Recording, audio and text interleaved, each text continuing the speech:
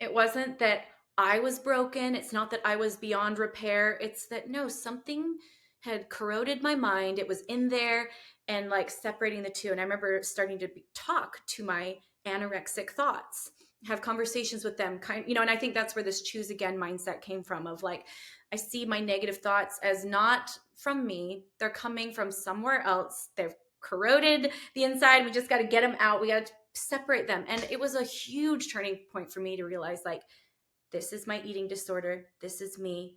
We're going to separate the two. Welcome to Empowered Now. I'm Colette Kati. Here we talk about real confidence, the kind that comes from trusting yourself, honoring your needs, and living with intention. Let's begin. Today, I have the absolute joy of speaking with someone whose creativity and courage has inspired millions throughout the world, Lindsey Stirling. Lindsey is a boundary breaking violinist, dancer, performer, YouTuber. You may have seen her on America's Got Talent at one point. And she has turned her art into a global career, chart topping albums, and sold out tours. And if you've ever seen her YouTube videos, you know what I'm talking about. If you've been to her concerts and experienced her electric energy, you know what I'm talking about. I love Lindsey and I love her talent and her energy, but what I love most about her is her heart, her ability to be open about the struggles that she's experienced in her life, her journey through grief, through mental health, through her eating disorder, and rediscovering herself through it all. She has inspired me and inspires millions every time she sets foot on stage or turns the camera on to share her joy and her art with us. As you can see, I'm getting emotional because I'm so inspired by her and I'm so grateful to have this conversation and to share it with you. So, without further ado, Lindsey Stirling. This is such an honor to be with you because we've known each other for a really long time.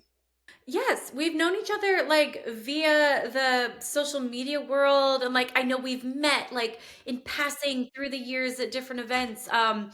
So it's fun when you know someone through like a lot of different layers. You know what I mean? I feel like I know you through several different connection points, several different layers. It's so true. And I feel like I've followed your journey from like the very beginning. Just like I remember, I can see that first album cover of like you and your violin, and I'm like, oh my gosh, like all the stuff that's happened from then until now. What an adventure, right? What an adventure. I know. And, from someone who was in those like early days of social media, like you were in the trenches with me during that time. Like you guys were literally like part of that OG, culture. You guys formed the culture of YouTube, like you and a select few other people. And I remember looking to you guys when I was starting to like discover the platform and learn how to make my way. I remember, seeing you guys as an example of how you can make it work. And so, Thank anyways, you guys are you. trailblazers, your whole family, and my hat's off to you for that. And also gratitude wise, thank you for blazing that trail. Well, thank you. Well, likewise, I feel like you are a trailblazer in inspiring people to go after their dreams. Because I know a lot of people know you from back in like America's Got Talent days. And like that whole adventure of being told, like, no, your show's not going to cut it. Like, this is not going to work or whatever, to now. I'm like, yes, girl, you tell them. Right? There is something that feels really good about like, any underdog story and, whether it's somebody else's or your own, that ability to be like, you pulled yourself up by your bootstraps and you just did it anyway. Like that's very satisfying, whether it's a fictional book or, someone So I'm grateful that I have my own very strong version of that in my own life. You absolutely do. You absolutely do. And before we go, we're going to talk more about that. But do you remember going to the Tony Robbins event? I feel like that's the first time I like met you in person. That was like 10 years ago or something. Crazy. Yeah. That was such a last minute for me. Like just it kind of came up and I like literally bought a ticket and was there the next day. Like it just happened so quick. But yeah, I love those kind of experiences that just kind of help you tap into your mind once again. And there's so many different ways you can tap into like that strength, that inner strength. And sometimes it's through falling down on your face and getting up again on your own. Sometimes it's through a conference and being inspired by someone like Tony Robbins. Sometimes it's spirituality, leaning in and like being one with God, you know, like I just feel like there's so many different ways to tap into this like inner deep strength. And I don't ever say no to any of those ways when they come, because I do feel like there's so many vehicles to get there and it's exciting. And anyways, I loved that event with Tony Robbins. I remember being quite overwhelmed by it, but it was very cool. It was definitely overwhelming. And I walked on coals. I did burn Yeah. my feet because I Yeah. hesitated, but whatever. You know, it's funny. I remember feeling like I had like slightly failed because I got burns on my feet and some blisters too from walking on the coals. And then I've heard that like, no, like everybody does. Like you're walking on coals. Like, what do you expect? Because I was like, oh, so you're not saying I didn't believe enough? Like, no, I believed enough. I walked on the coals. Like I definitely did it. We overcame that fear. absolutely. But it's funny how even though I walked on coals, I did it. There's still that self inner critic that said, "Oh, maybe you know, like maybe you didn't believe enough, or maybe you hesitated because your feet got burned." It's like, yeah, you must have done something wrong because this experience wasn't like it was told to you it was supposed to be. But it's like looking back on that, I'm like, how dare I be ashamed of the burns on my feet? I walked on coals. We did it. Like Colette, we both did. You know, like go us. Like it's just funny how quick that inner critic is to say, well, you may have done it, but did you do it good enough? It's like, oh, stop that. Stop that. It's so true. And I know, okay, so when I first was thinking of having you on the podcast, I was like, I just really want to have an open chat like this where I can pick your brain about all those things. And the fact that we met at a Tony Robbins event 10 years ago tells me that you are also that kind of person that is like, I want to keep striving to be a better person inside, so that I can continue to like show up in the world the way I want to and do it better. But like you said, all of those things come up just because you're at this level now where you're, performing for millions of people and you've got these amazing shows that you've created. Um, is that inner critic still there? 100%. And you know, it's interesting because sometimes you listen to these kind of podcasts. I actually listen to these kind of podcasts, like these uplifting, wellness, like better yourself type podcasts. I listen to them and books all the time. And people sound so wise on them, and I even, I hear the snippets of me talking on them and I sound so wise, like I've got it all figured out. And it's like, I have a lot of knowledge, but it's a forever pursuit to quiet the inner critic. It's a forever pursuit to believe in yourself. And I feel like sometimes the more you grow, the more you have to work on it. Because I feel like sometimes the voices outside of you get so strong that they start to you almost forget that you still have to work on the inner voices. Like for example, being on stage and having people applaud for you, or seeing people comment on your videos and tell you how amazing you are. Like you almost start to rely on that more so than your own inner, like, hey, I got this. Like you have to, because then the moment that goes away, like I just got off tour and it's amazing the sinking feeling that comes with that, because I don't get a dopamine hit every night at 9 o'clock. And suddenly I have to go back to like, oh, is your own inner voice enough to fill that hole of thousands of voices every single night? And it takes a lot of inner work and a lot of continuously like using different tools. Like I said in the beginning, like I never say no to any of the things because I'm constantly trying to better myself, because I find myself over and over again sinking back and being like, oh gosh, am I enough? And it doesn't matter how many voices outside of me have said I am enough. The moment they go away, I'm faced with the quiet of my own home, Yeah. being like, but do I believe it? Do I believe it? So yeah, I'm constantly trying to, stay in that good zone of like, I do believe it today. I love that part of it. Just for today, I can believe it. Or even just for the minute, for the next 60 seconds, I'm going to believe it. That's one tool that I use on every day. Is just for today, I'm going to strive to love myself, to have that voice of enoughness be Mm-hmm. coming from within instead of, like you said, worrying about what everybody else thinks, or riding those waves, yes, they're awesome when people are loving you, but what happens when those haters come in? Even if it's just one, sometimes it just takes one and you're like, oh. And the thing about it is, it stings in us because a part of us believes it, because we've spent so much time nurturing the not enoughness in us. So, what would you say are some of your like go to tools or practices that help you stay out of that not enoughness thinking? Currently, one of my favorite tools is doing breath work and meditation. I feel like that's a place that gets me to like a true just connection with self, because I always struggled with meditation, but when you combine it with breath work, it allows me to reach a really nice like spiritual place that I always struggled getting to through just prayer. And I always struggled through, trying to meditate to get there, but for some reason when I breathe and combine meditation, prayer with like an active breathing in my own body, it allows me to feel a sense of like connection with spirituality that is really hard for me to reach any other way. So that's kind of a consistent part of my life that's been really good for me. And then I would say the second one is just paying attention to the voice in the head and realizing Mm, how quickly it can get out of control, you know how quickly my thoughts get monopolized by bad patterns. And so, like, I'm in a bit of a bad pattern at the moment, and I'm like really trying to train my brain to just catch it and say, stop, choose again. Like, that's a phrase I say a lot in my own mind is when I catch myself starting to spiral and ruminate on whatever the bad thing is that, like, my mind tends to cling to things.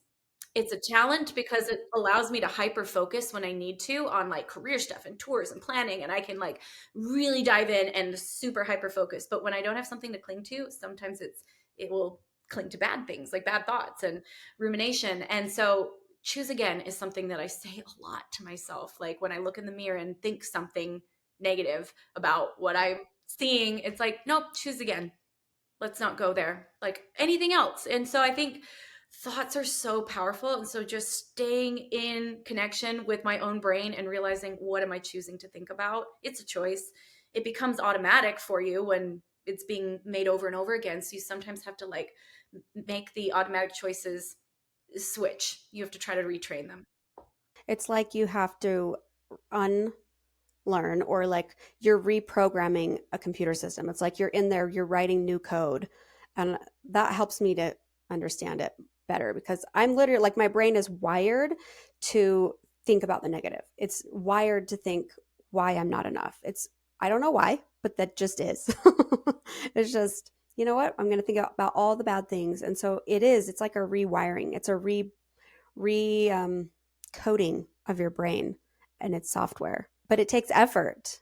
It does take effort. Yeah, and I find that when I'm really focused on it, I get to a pretty good place, and then I'm in a good place, and then I like get lax about it. And by meaning like when I'm really focused on it, that Mm-hmm. means I'm gratitude journaling every night and starting my day with like also like thinking of several things I'm grateful for about today. Like starting and ending my day with gratitude makes a huge difference in my day. But it's like then I am in a good place and that falls by the wayside. And then all of a sudden you realize, like, oh my gosh, like I haven't been actively programming, like you said, my brain. And so, there's other things like social media. We all know that's almost like a negative programming that we get sucked into, and it's happening all day long. So if you aren't taking an active approach to like choose better thoughts or start your day with gratitude or clear your mind through meditation or something, if you're not resetting your mind every day, your apps are doing it for you.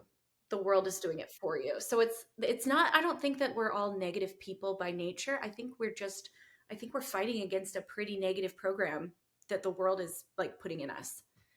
Yeah, I agree with you 110%, because I feel like that's my work. In fact, that's the I in my Kati method, is intentionality, because you don't just transform your life by like Mm. hoping that it will happen, or like waiting for that thing to come along that will just automatically change things and make you feel better. It's like you have to be actively working every single day to, okay, what am I thinking? What am I going to shift it to? Like, how am I going to change what I'm doing now to shift the pattern so that my trajectory ends up somewhere else instead of this place that I'm in if I'm not doing well? Because I remember, that was part of my big journey was my mind. like it seemed like everything on the outside was great, perfect family, Yeah. perfect life, we're on YouTube, everything's great, and I was being attacked in my mind. And that's where like it just there was a moment where I was like, this is not me and I don't want to be here. And I had to get help and I had to start reprogramming. Mm, And I remember one of my first affirmations was, I am the voice. Because it seemed like there was a voice in my head that was just so destructive.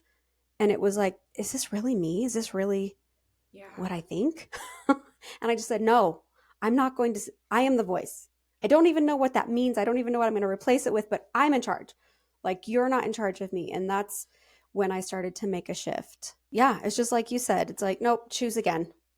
Almost like, when I struggled with anorexia for years, and one of the most like life-changing parts of my recovery that I think was like a huge shift for me was when I decided to see my anorexic thoughts, the part of my brain that was severely sick, when I decided to see that as separate from me. It wasn't that I was broken. It's not that I was beyond repair. It's that no, something had corroded my mind. It was in there and like separating the two. And I remember starting to talk to my anorexic thoughts, have conversations with them, and I think that's where this choose again mindset came from of like, I see my negative thoughts as not from me. They're coming from somewhere else. They've corroded the inside. We just got to get them out. We got to separate them. And it was a huge turning point for me to realize like, this is my eating disorder. This is me.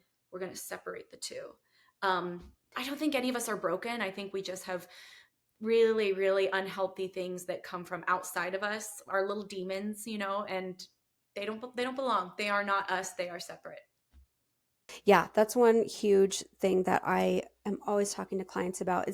It's not really that you're born that way or that you're meant to be that way. It's our programming. It's like the pattern that we have somewhere along the way we decided to believe this or we decided to take in this, and it just kind of happened. And the world, whether the world gives it to us, our upbringing, our parents, our, whatever, you hear these things and you make decisions along the way. And I'm always talking about, my decision as a kid to, like I saw my dad suffer when my mom was sick. And I decided, I don't want to make him sad. So then the people pleaser was born. And I was always, everything's fine and I'm perfect. And maybe I'll even lie to you to make you think that I'm perfect so that you don't have to worry about me or. And so I feel like it's those things along the way that kind of create these deep rooted patterns. And it's almost like it's not who we are. It's like, I love that you said you separated it from you. You just said, oh, it's like this is a pattern. It's like a visitor showing up. And I've noticed that often this visitor that's showing up is trying to be my friend. Like it's trying to help me. Yeah, like if you imagine like this is my best friend, how are they trying to serve me based on what it thinks it's trying to get me, you know? I think that's why it's so easy to fall into these patterns as I can only speak from like the anorexic perspective years ago. It felt so comforting. The best way my therapist described it to me is you are in a dysfunctional, abusive relationship with your own mind. It comforts you. It makes you feel like you're protected and it's keeping you safe. It's like it's helping you find ways to be more loved by telling you what you need to do to yourself and your body and your mind in order to be more lovable, and it's protecting you, but it's not. Then it comes and it abuses you. It tells you you're not good enough, but then it protects you. So it was a very, very eye-opening thing to be like, it comes in, these voices, whether all these voices of you're not enough, they seem comforting because they act like they're telling you how you can be enough. I will help you feel more beautiful. I will help you feel more loved. You know how you felt at that party? Yeah, that's not how we're ever going to let you feel again. We're going to do more to like be prettier, or we're not going to go out again next time when we look like that, or until we're enough. It seems very comforting, but it's actually extremely abusive. And it's the worst part is it's happening in your own mind. And so to like name it, I even named mine. Mine was named Ed, and I would speak to Ed and just remind like logic. Your mind cannot compute logic, it cannot argue with logic. And so when you speak to yourself in an emotional place, it can win. But when you take it down to logic of like, no, I am enough, I am kind, my friendships are most important to me, like all these things that you can speak logically suddenly you get out of that emotional place in your head where you really can almost abuse yourself.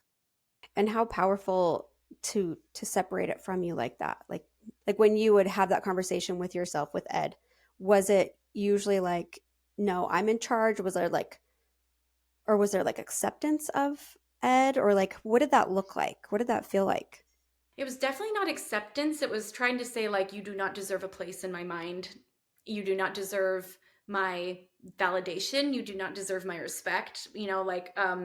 Like Ed had to leave, and I still feel Ed come back. And it's interesting. Ed will come back in totally creative ways. Sometimes it takes me a little bit of time to recognize that, oh my gosh, that's Ed, because um, Ed hasn't been able to successfully come back as an eating disorder and make me punish myself in that way. But oh, he's come back in multiple very odd ways. And I'll just be like, oh my gosh, like this weird sleep deprivation thing I'm doing to myself right now to feel like I'm enough and I'm tired all the time and I'm working so hard is the same exact thing as he's just coming back in a new dress.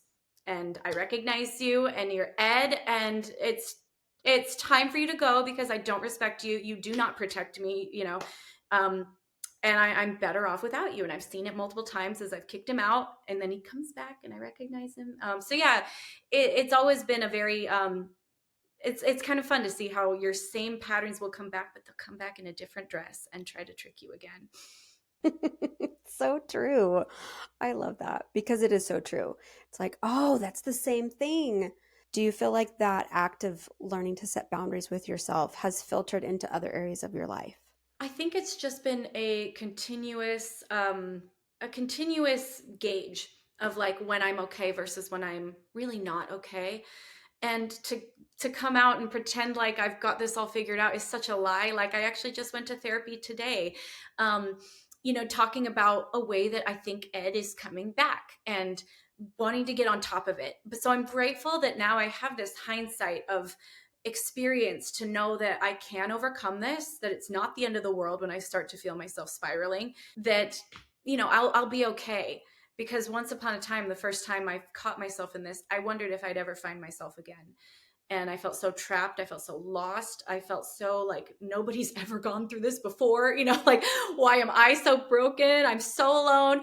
And now I'm just like, this is a part of life, and freak, it's back. And I've got to go figure out how to get this new iteration of this consuming mindset free again. Like I just got to get through it. And I think that, it's so overwhelming when you hear people talk about like all these ways you can better your life and change your Mm-hmm. life through all these different practices and therapy and like breath work and meditation or morning routines. And it's like, this is a full-time job. But I think it's so important to, like, I mean, really, I remember the first time I went into therapy and really started to try to change myself, it felt like a full-time job.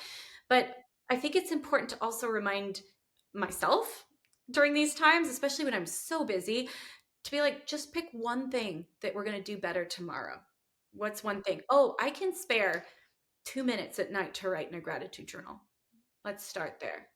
Like, what's one thing I can do? Oh, I can do the mental practice of telling my mind to choose again whenever I catch it. That doesn't take any real extra time. It's just a mental practice. So, like, finding just what is one thing I can do tomorrow to start, kind of like you said, to start the reprogramming that will honestly, in the long term, make a huge effect.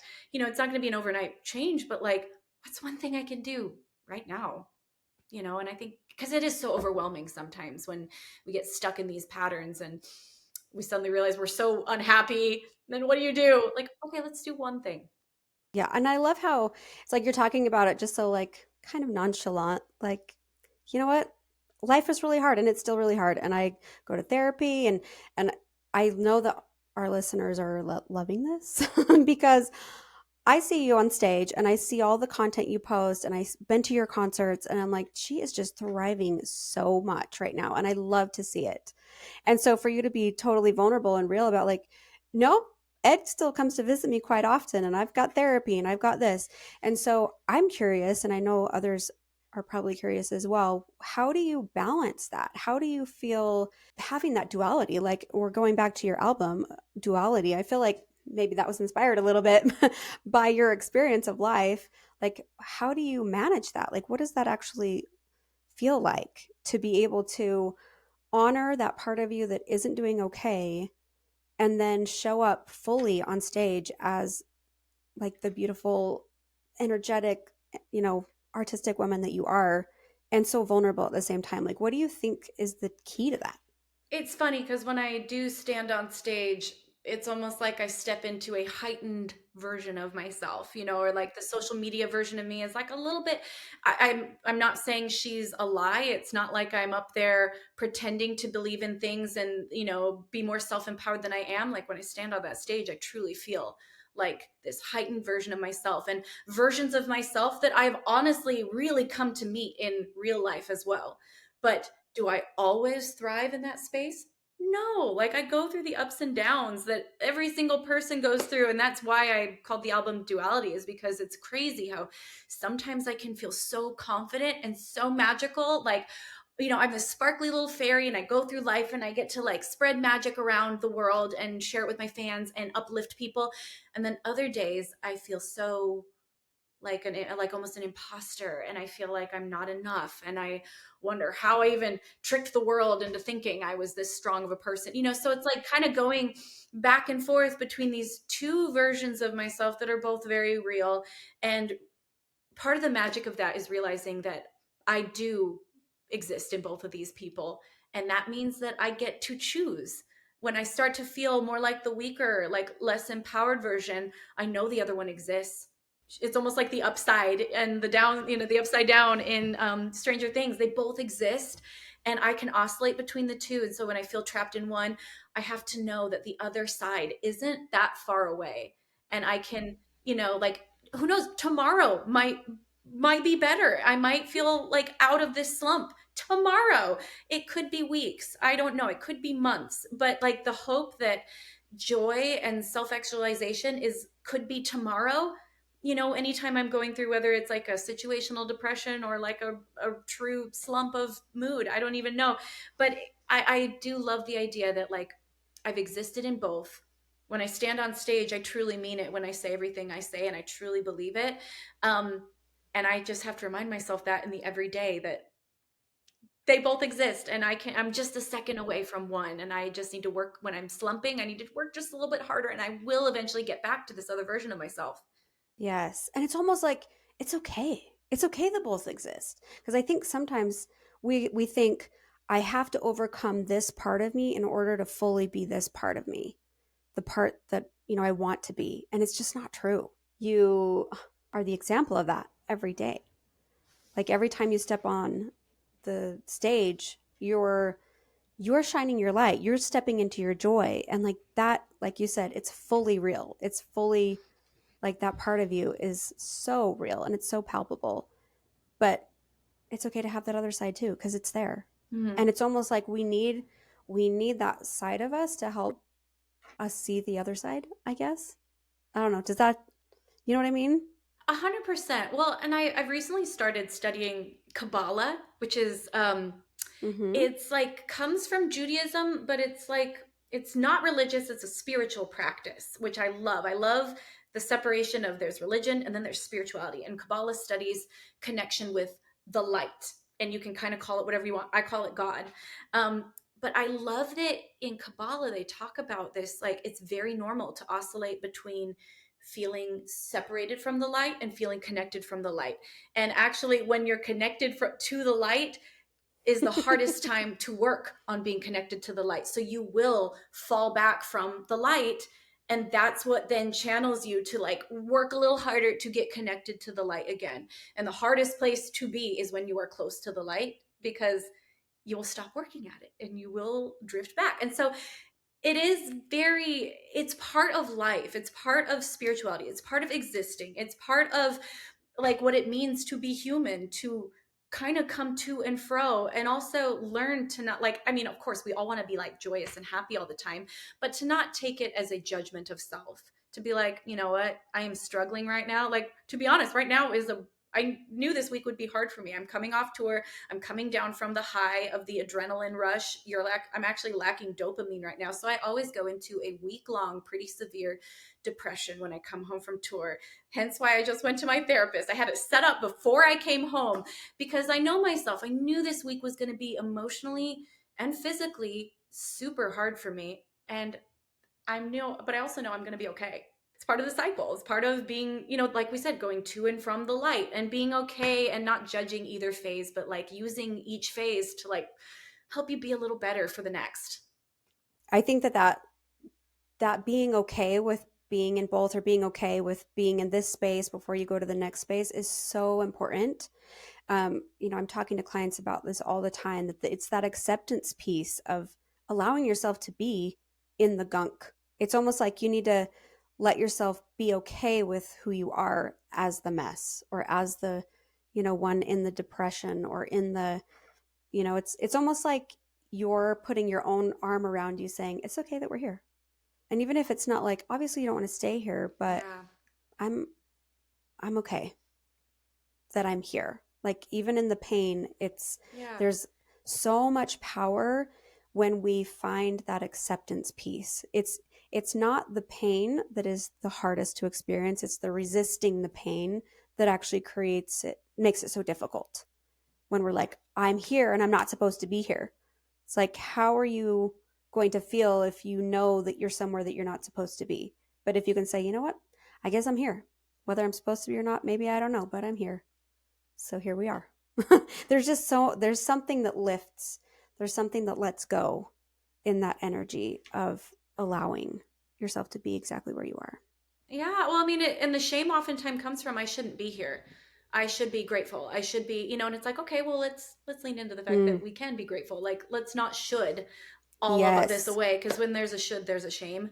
Um, and and also, like, when you go through these hard times and allow yourself to actually lean in and feel it, it gives you empathy. It gives you the ability to like be better for your future self, better for the people around you. So yeah. It's so true. I love that.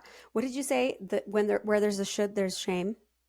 Yeah, every time you're like, I shouldn't, like, I should be better, I should be more, I shouldn't be this, that's usually derived from shame. And they say that shame is never a good motivator, because shame comes from feeling like you aren't innately good, where guilt comes from I did something I shouldn't have done.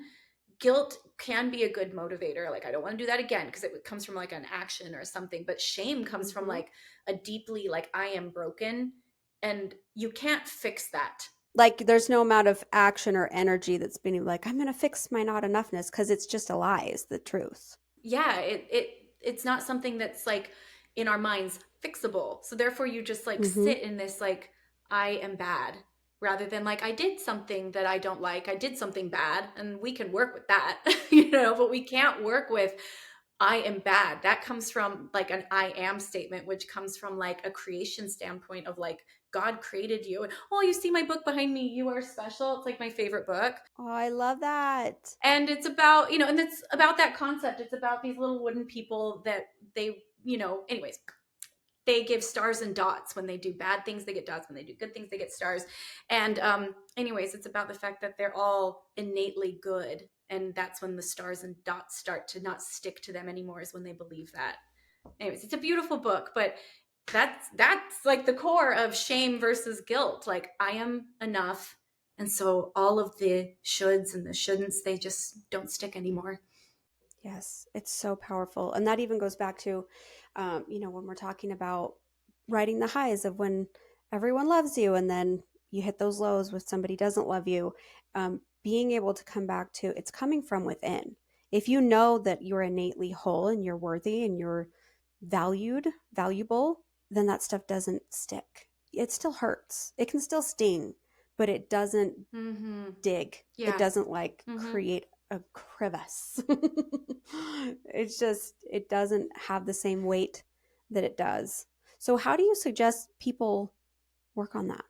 I think it kind of depends on where you're at. Like if you've never gone to therapy, therapy's amazing. Like therapy has done so much good for me.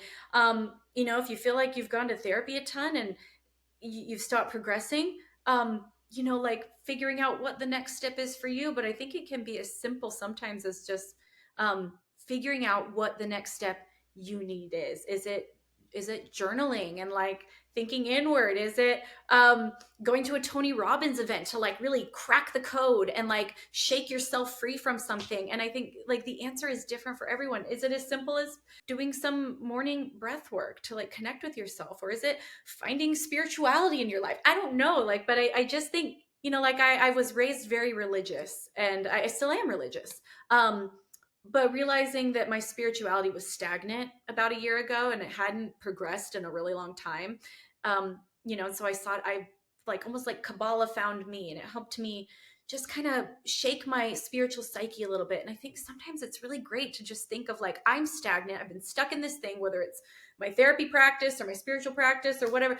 How can I give it a little shake and try something to like switch my mindset? Because I think sometimes, I think we get stuck in things that have Mm-hmm. worked Mm-hmm. for a long time and they kind of stop working. So like I think my best advice would be like, shake it up a little bit. Try something new. Like, I mean, even in like Mormonism, you're not super encouraged to seek out new spiritual practices, but I think sometimes that's a really beautiful thing to be like, there are other truths out there, from all different types of learning, and there's a lot that can be gleaned from other faiths or spiritualities, and that's not bad. It's not bad. No, that was one of my biggest journeys was, when I was going through a lot, struggling with, felt like my family was falling apart. My internal world was absolutely crashing. And I was like, I don't care. I don't want any of it. I'm done. It was just like, bah. I like lost my drive because it felt like I was working so hard. Yeah. Because I'm also a member of the Church of Jesus Christ of Latter-day Saints. I don't know if you are currently, but that's my faith. And for the longest time, I believed it a certain Mm-hmm. way and I lived it a certain way. And I thought, this is the right way. And I'm doing everything right. And I'm checking all my Yeah. boxes and blah, blah, blah. And I felt like I had a relationship with Christ, but it was almost like his atonement works for everybody else, not me. It's kind of that feeling of like, yeah, I think it does, but what does that Mm-mm. actually feel like? But I remember going through Yeah. this kind of crash and burn phase Yeah. where I'm like, I don't care. I'm so pissed off because, well, that's a whole other story, is like suppressing of the emotions. Anger was one of them that I was like, I don't feel that because I'm a people pleaser and Mm. people pleasers are good and they make everything right and they don't feel anger, right? Well, I didn't express it at the time. But that was one thing I remember starting to like read other books than the scripture and reading like spiritual books like Gabby Bernstein and Marianne Williamson and just really diving in because I Mm. felt drawn to it. And that was one thing that I would say is go back to what you feel drawn to. Like, even if you're in a fearful state and you're like, I don't know if this is fear or intuition, or I don't even know what I'm supposed to be doing, supposed to be in air quotes, because that's another sign that we're off if we're looking for supposed to's. But it's almost like connect back to your own heart. What feels like the next right step? And that's what I started to do, Mm. is like, this feels like the next right step. Right. And what I found was I finally connected to a deep spiritual like realm of my own understanding. And it wasn't about religion, but it was about higher power and source and connectedness. And it's like I finally found God. And I stopped checking all the boxes and finally was just Yeah. like, this is who I am. What do I do? And it was almost like, my version of God was like, okay, now we can get started. Like, let's go. And that's what I tell people. Well, and I think I think we've had very similar experiences where I kind of reached a point of like, you have to almost, not everybody, but I think sometimes for some people, you have to get to a point where you almost throw it all down on the Yes. floor to look at it from a different perspective and be like, do I want any of this anymore? do I want any of you? And then almost like picking up piece by piece to see what, all these things you were always told you should do and you're supposed to do, and all the boxes, and suddenly realizing like what feels good, like what makes me feel close to actually God and not culture. um and it's been a very interesting process. And and I am still like a member of the Church of Jesus Christ of Latter-day Saints, but also at the same time many people might not think I am because Yeah. of some of the choices I live, and that's fine. Because I have a bit of a like Mm-hmm. an eclectic spirituality now. But I will never not love the church and everything it taught me and everything it continues to add to my spiritual bucket. um and I don't know, I feel very happy and Yes. soothed by my faith now, and less Yes. like, did I do everything, am I enough? And it's more like, I don't know, I do it when we feel like we should. i I don't know, it's been a really nice process to like pick up the pieces that mean something to me and my relationship with God, and also have the freedom to like explore other, like I said, explore other spirituality that like adds to my little bucket, and challenges me in new ways, and just Mm-hmm. shakes up something that felt pretty stale. And for my own fault, not the fault of the church, not the fault of anybody else, but like I'd allowed my spirituality to get pretty darn stale, and pretty darn I Yeah. guess just written. There was no Yes. fluidity anymore. It was just like, this is what we do. um and so there's been a lot of freedom and a lot of beauty and a lot of in Oh, having yeah. so many questions. I still don't have all the answers like I once did. Like, I once knew all the answers, and now I don't really even know if I know any of them, but there's a lot more like contentment as I just realize that faith is actually not knowing. It's been a very interesting experience and a very interesting journey that was terrifying for a while, and now I'm quite happy where I'm at. First of all, I have to say, I love that analogy of just throwing everything on the floor and then being like, okay, do I want to pick any of this up again? I don't know. And then you get to feel it. You get to like Yeah. connect back to like yourself again. And I think that is the most powerful thing because I feel like I had the same journey where I was like, no, what do I actually what resonates? Because I matter enough to feel good and to love life.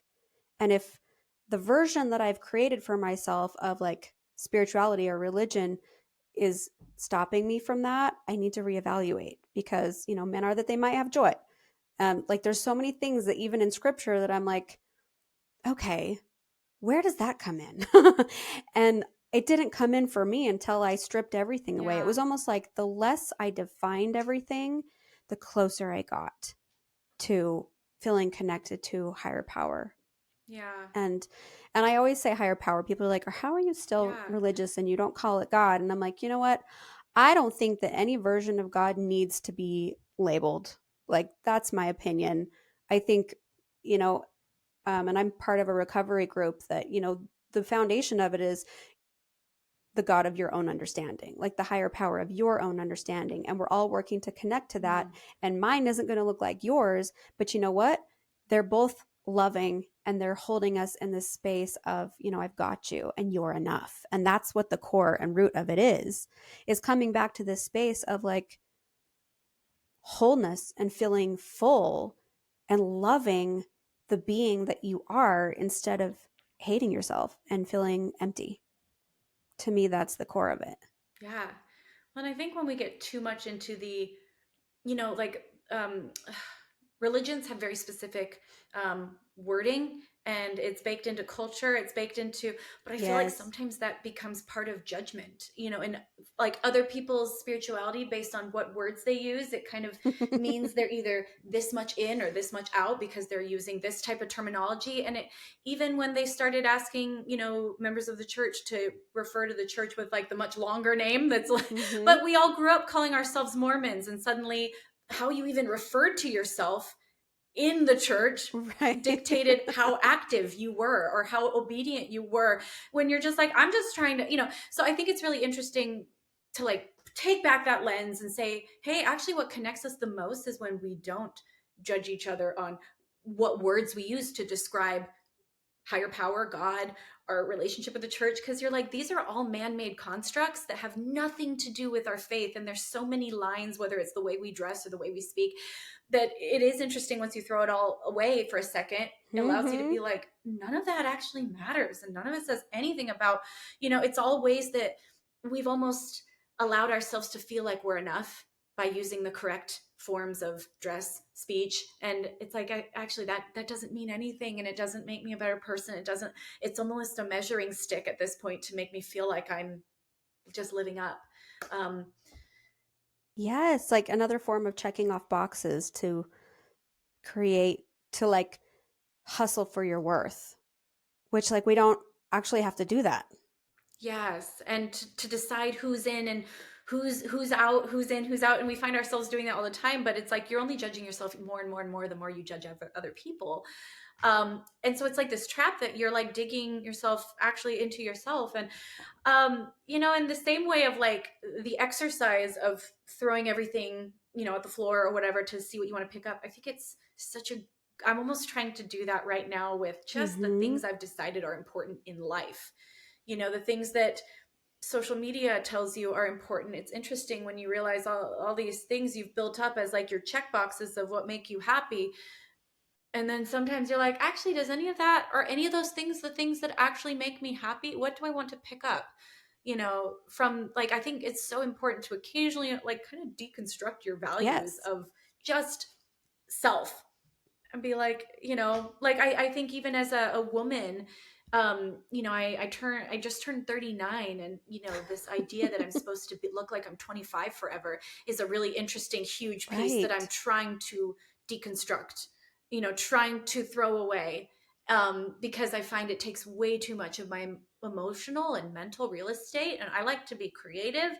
I like to be funny. I like to, but when you realize something's taking up more and more and more and more space in your brain, you're losing all the extra Ooh, I space for love all these other that. things that you Mm-hmm. also want to be. And so I just have realized I'm spending way too much time thinking about how I can keep looking young. Like, whether it's my stupid gua sha that I like carry around in my backpack, or the tabs I have saved on my Instagram of different procedures I could do to keep my skin youthful. Like it's like, stop taking up space in my feed, stop taking up space in my backpack, stop taking up space in my brain, because I would prefer to save that space for things that actually make me happy, like conversation and friendship, or like creative ideas for my next tour. But like, you only have so much room in your brain, and I don't want it to be It's consumed with so that true. as much as it is right now. So it's like resetting, like being like, I don't like this. I don't like taking a look at yourself over and over again. And deconstruction, I think, is actually so important and so painful. When you're like, oh my gosh, I'm so vain. When did I become so vain? And you're like, It is what well, it is. it Oh is what it yeah. is. Let's work on it. Yeah, let's try to be better tomorrow. Or anyways. It's so true. And I feel like my feed is all about like perimenopause. How do I stop from like all of now it's all about like what supplements do I need to take? What do I need to do here? What do I need to do?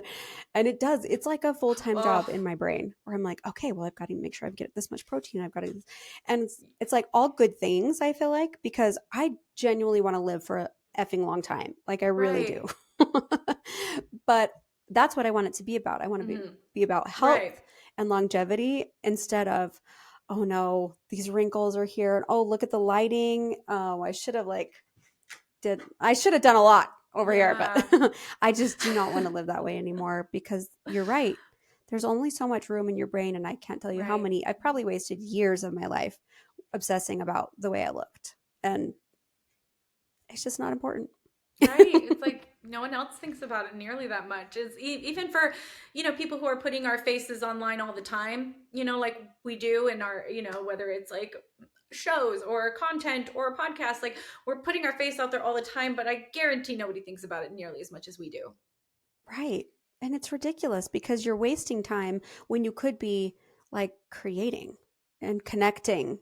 Yeah, connecting, because at the end of the day, like, it's such a weird thing that, why do we want to be beautiful? We want to be beautiful so that we can Hmm. connect with people and feel loved, but you get so focused on yourself that you bar yourself from the situations that allow you to feel connected to people because you're, you know what I mean? It's like, I mean, I think about the backwardness of like anorexia and how that's probably a big reason of like why I fell into that hole. Was I felt out of control of my social life, and I wanted to have some sense of like control, and you know, oh, I'll be Right. more appealing if I'm thinner, whatever the mindset was. But yet I isolated myself so much to hide this disease. I isolated myself so much because you can't Hmm. do a lot of social things because they revolve around food. And so it's like this thing that started as a way to connect me to people actually made me so isolated and lonely and like completely mentally distraught, so I couldn't even connect with people. And so it's just really interesting where you sometimes you follow the root of why you did something and you realize it's taken you so far from even the Yes. desired like destination.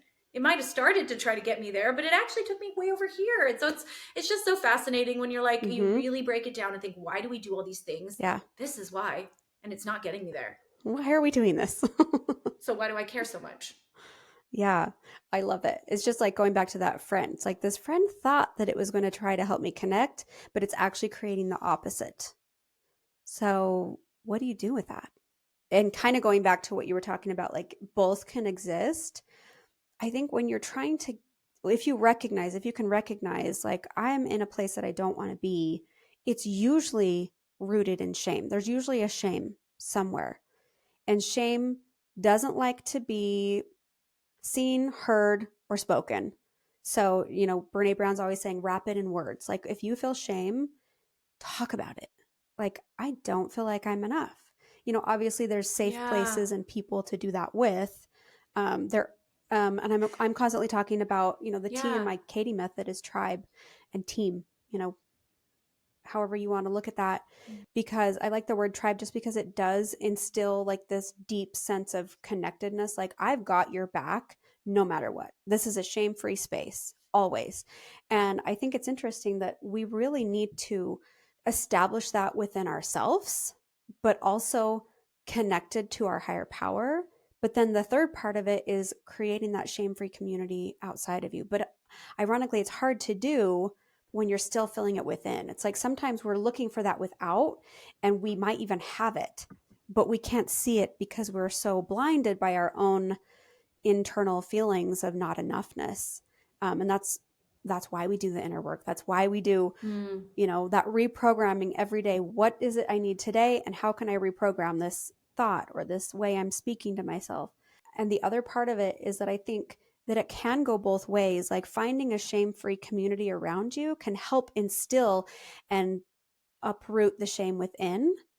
But then it works both ways. As you uproot the shame within, you learn to set boundaries so that the connections you have around you are shame free.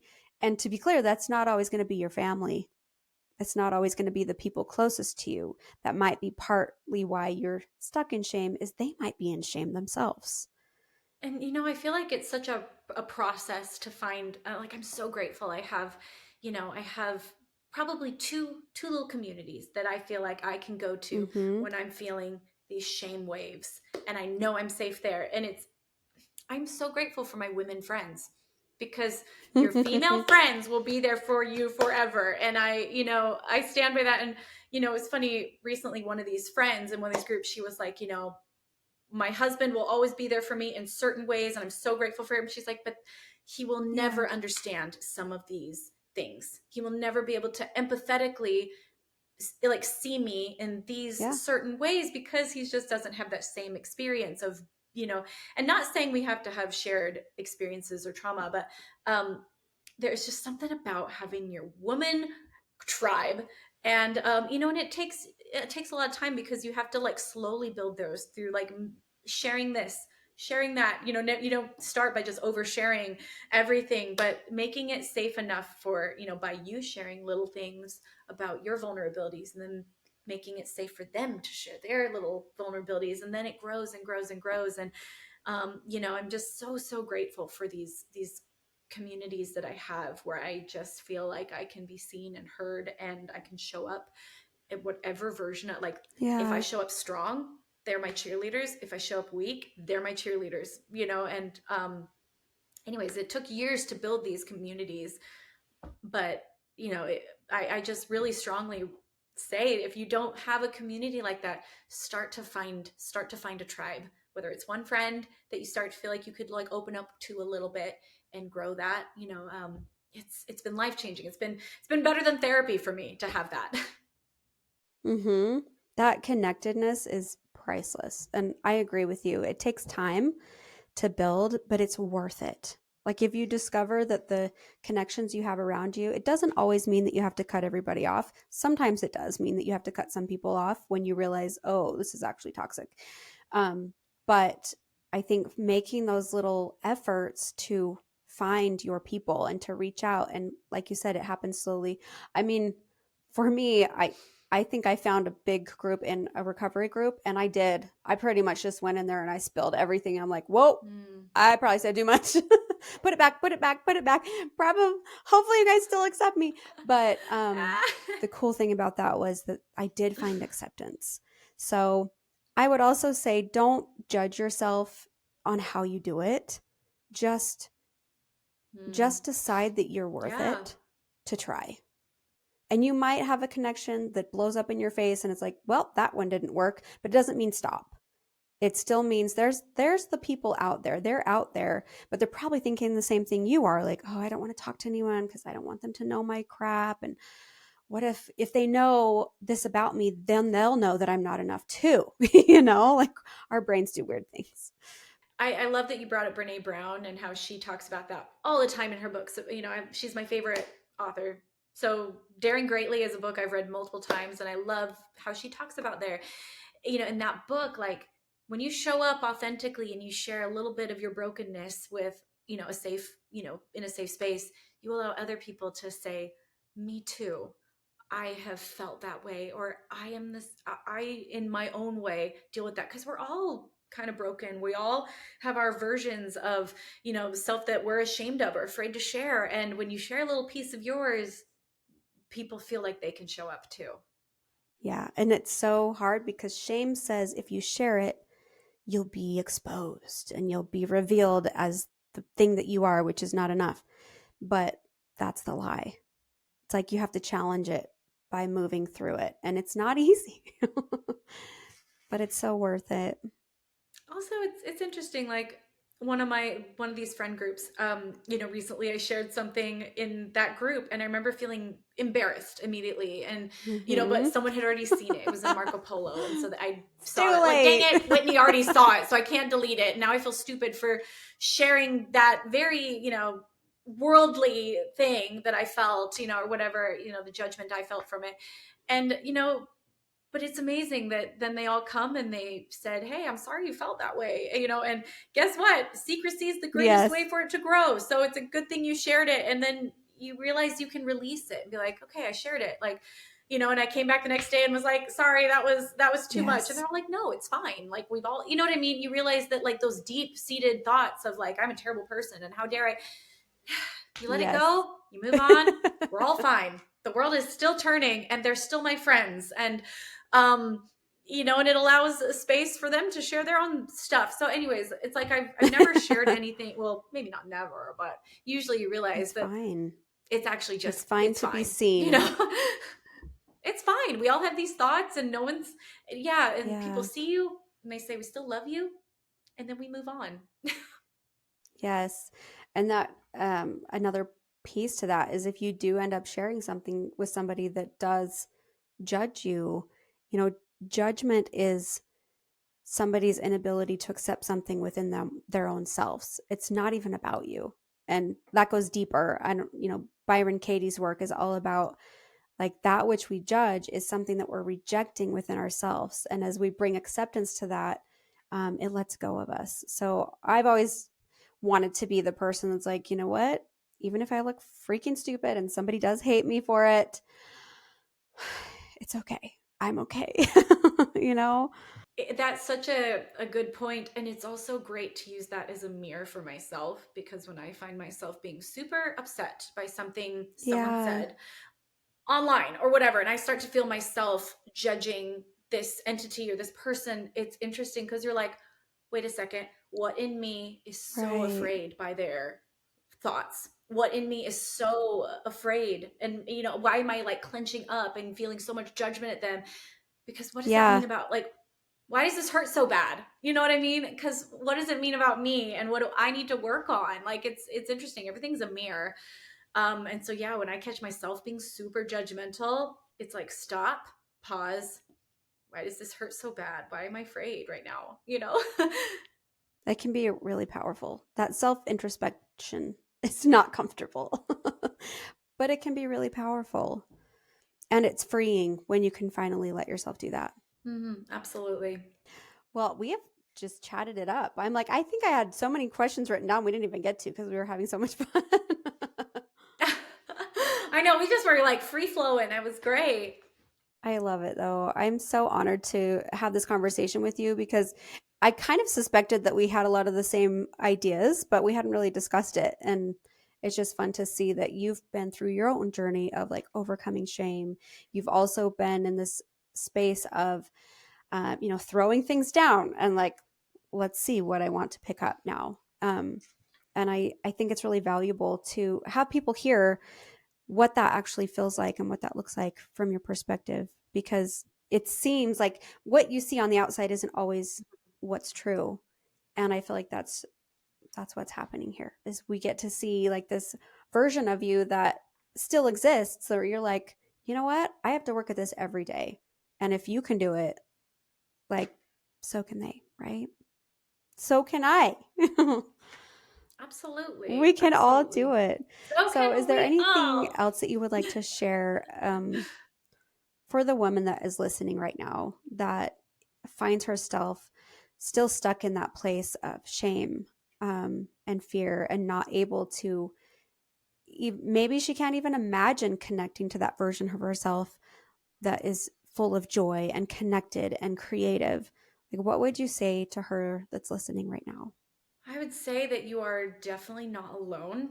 I think I would have been shocked if I had known how many people in the rooms next to me when I was in college were feeling exactly like I was when I was so trapped in this mindset of like, um, just I was so severely depressed. I hated myself so much. And I had no idea that like there was, probably so many women around me feeling this very similar pain. Like there is connection through a shared experience, but more importantly, so many of these women that in hindsight I realized were struggling were Yeah, okay now, all of us, like they're still my friends, my college roommates, to find out that like at the same time we were all walls apart and suffering in our own different ways, but we all made it through. And I now am a full embodied version of myself that I have to work on every day. But I wish I had known back then that happiness awaited me. It felt impossible at the time. It felt like I would never be happy again. And I didn't even know what it would have felt like to actually fully love myself. And um, so I just want to let anyone know, if you feel like it's like impossible, like it's not. I was there where you're at. I know it might be hard to believe that, um, you know, you look at me, my social media, and it may seem like I was born this way, but like I worked really hard for the mental capacity and the understanding I have of my own mental health. And you can get there. You can love yourself. You can be happy. And it doesn't have to be as far away as you think. Just take one step. one day at a time. I love that. Thank you so much. Oh my gosh, I love it. Mm. I want to hug you. Virtual hug. Virtual hug. Yeah, thank you so much. I know that just you shining your light in the world and being willing to be vulnerable has already blessed the lives of so many millions. And I'm so grateful that you have shared this space with me today so that my community can also experience your light. So thank you so much. Awesome. Well, thank you for having me. This was just a delightful conversation. So I appreciate you and the wisdom that you share and the light that you shine. So thank you. Thank you. And what do you have coming up? You've got all your holiday tour. You're on holiday tour. Holiday tour mode. Yeah, we're just about to go into rehearsals. I'm super excited. My Christmas show is kind of my favorite. It's my favorite time of year. And but yeah, we'll be heading across the US, sprinkling Christmas joy every night on stage. So I can't wait to start. And can I ask, is there any fresh music or albums coming down the pipeline that you want to share? Not I don't have anything like in the can at the moment. I'll start writing the beginning of next year for who knows when that will come out. But I am excited. We're doing some new things on this tour. So that's Mm-hmm. always fun. We're kind of doing new iterations of the show and always getting to try new things. So that's gonna be fun. Yes. Well, I appreciate all the stuff that you put out because I know a lot of creative like inspiration comes to you, and I feel like you kind of have to let that come to you. I mean, that would be a whole other question. I want to go into another podcast. Let's keep talking. No, just kidding. Of like that creative inspiration, but there are so many songs that you have put out. I think how long has Shatter Me or Shattered been out? Oh gosh, it's been out for over a decade. I think 11 years. Yeah, which is crazy. Like that one still is like in my playlist of power songs of like, okay, when I'm feeling down, when I'm feeling that shame, it's just like, Oh, you just feel it in your soul. And I feel like your music is soul stirring music um, for a reason. Not oh, just thank because you you. are who you are, Thank but you. I think that you, through your life's journey, like thinking about the fact that you were probably still struggling with a lot of this stuff when you wrote that song, and that was maybe some of the inspiration for that. Like it just feels like it's so true that both can exist at the same time. And that's why I love that your new album is duality because I'm like, oh my Mm. gosh, thank you. Because I feel that so much in my life where, both can exist at the same time. Absolutely. And that song was Shatter Me in particular was written from a sense of like being in a healing space. Like I was like, wow, this is behind me, and I'm writing about it from hindsight and, from a place of wholeness. But at the same time, it's like Mm-hmm. been this Mm-hmm. ever-changing journey for me, picking up the pieces. Like, we've talked about it multiple times, in this podcast, picking up our own pieces in different ways and putting them back together. It's almost like I didn't realize it when I wrote the song, but it was like, wow, this isn't a one-time thing. This is a forever process of like kind of shattering the layers that you've built around yourself and getting to know the inner you more and more and more each time you peel back a new shattered layer. And that song still means something to me. Like, and it means something new to me almost every time I go out on tour and perform it. It's like a new version of that song is what I get to depict on stage. I love it. Thank you so much. I will let you go now because I could talk forever. Oh, okay. Well, thank you so much again for having me. You're just a delight. And, if you ever want to come out to a show, you just hit me up. I will, definitely. All right. We'll say goodbye to our listeners. Bye, everybody. Before you go, take a deep breath. You don't have to have it all figured out. Just stay connected to yourself one moment at a time. You've got this. I've got your back, and I'll see you next time.